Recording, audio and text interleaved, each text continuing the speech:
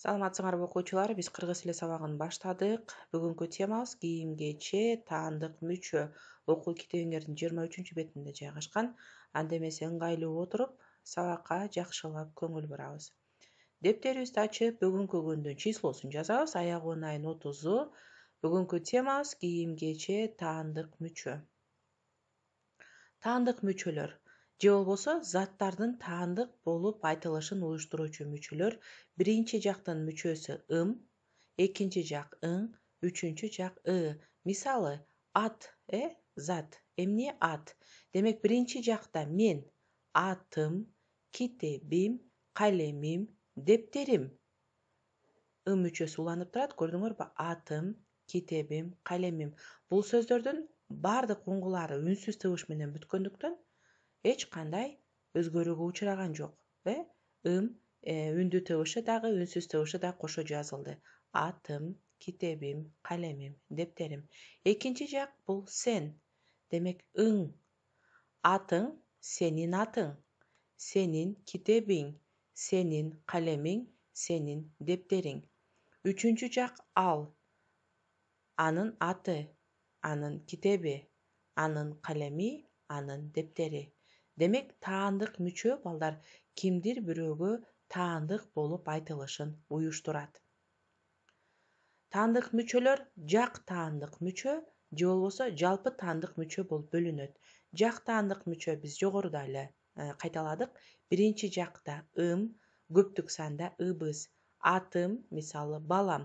Эми көптүк санда биздин атыбыз, биздин балабыз. Экинчи жак бул сен. Сенин атың, сенин балаң. Көптүк түрүндө ыңыз. Сиздин же болбосо силердин атыңыз, силердин балаңыз же болбосо сиздин балаңыз сылык түрүндө.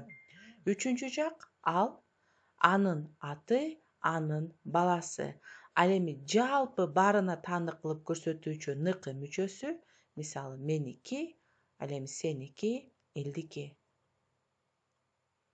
Үнсүз тыбыш менен бүткөн сөзгө таандык мүчө уланганда мүчөнүн башындагы үндүү тыбыш сакталат. Карагыла. Ат деген уңгу сөзгө ал үнсүз тыбыш менен бүттү. Ым, биринчи жактын ым мүчөсү уланды. Демек ошол боюнча сакталды. Атым. Эгерде үндүү тыбыш менен бүткөндө, мисалы, ата болгондо, муногу ы түшүп жөн эле атам болуп жазылмак. Ы түшүп калмак. Үнсүз тыбыш менен бүткөн сөздөргө уланганда, демек муногу үндүү тыбыш сакталат.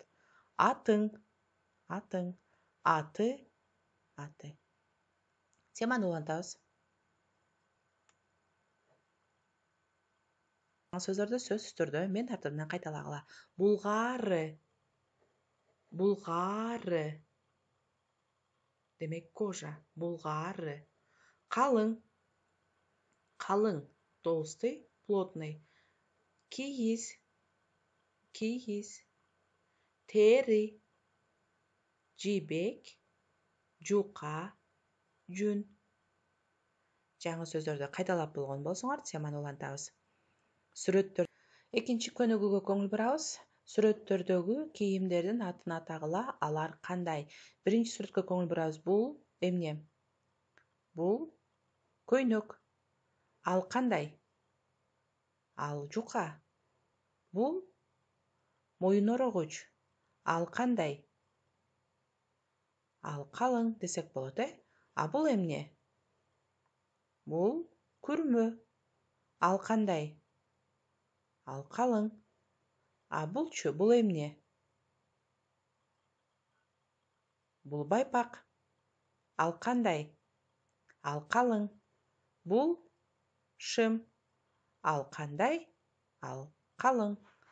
Бул эмне? Бул көйнөк. Ал кандай? Ал жука десек болот. Үчүнчү көнүгүү схема боюнча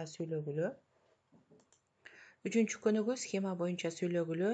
Бул сөздөргө биз азыр сөз айкашы түзөбүз. Жибек көйнөк, жибек моюн орогуч, жибек жоолук. Булгары биз жана эле кайталадык, булгары бул кожа. Булгары өтүк. Булгары эмне болушу мүмкүн? Күрмө. Булгары массы. Калың. толстый десек болот. Калың эмне? Калың байпак, калың тумак, калың күрмө. Жука, жука көйнөк, жука шим, жука байпак. Сөз айкаштарын дептериңерге көчүрүп жазгыла.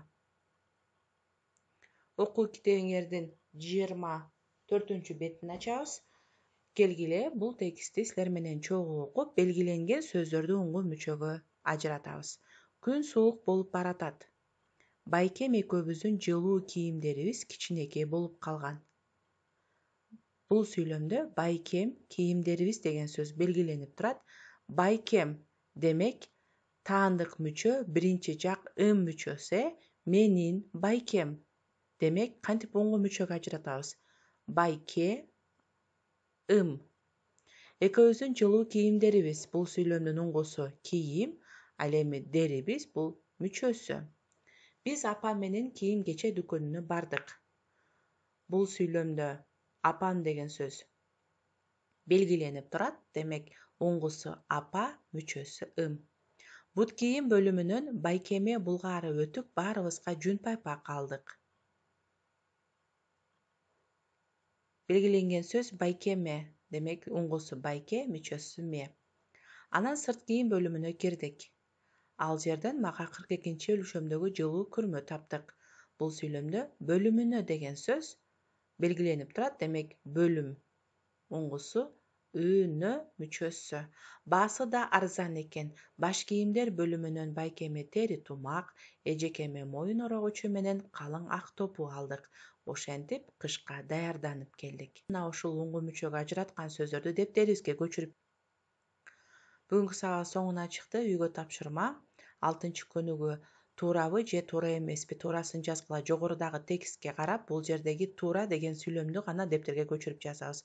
Бактияр апасы менен жашылча жемиш дүкөнүнө барышты. Туура эмес.